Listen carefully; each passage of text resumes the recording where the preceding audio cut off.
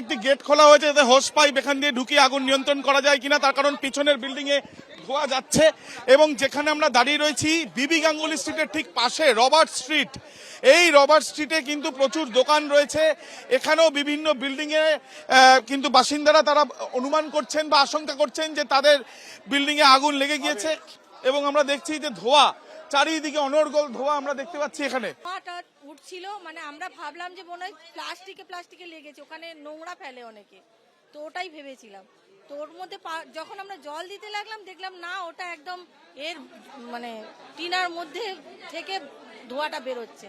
তো গুদামে লেগেছে দেখে আমরা সব নিচে নেমে গেছি। ধোঁয়া দেখে তারা নিচে নেমে এসছেন এবং যে জায়গায় আমরা দাঁড়িয়ে রয়েছি ঠিক যেখানে আগুন লাগার ঘটনা ঘটে তার ঠিক পেছনের দিকে, এবং এই আগুন লাগার ঘটনা যেখানে ঘটে তার পেছনের দিকে আগুন ছড়িয়ে পড়ার আশঙ্কা করছিলেন এখানকার বাসিন্দা।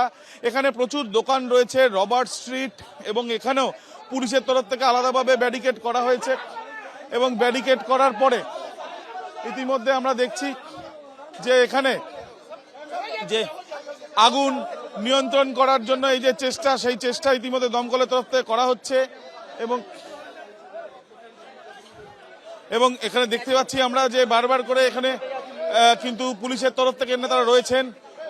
পরিস্থিতি বারবার করে চাঞ্চল্য ছড়াচ্ছে, উত্তপ্ত পরিস্থিতি তৈরি হচ্ছে। কিছু করতে পারছে না, এখন কিছু করতে পারছে না, কন্ট্রোল কোথায় করছে? এইখান থেকে আবার উচিত ছিল, এখান থেকে তো আসছেই না একদম। শুধু দুটো দমকল এসেছিল, তারপরে জল শুধু এক জায়গায় মারছে।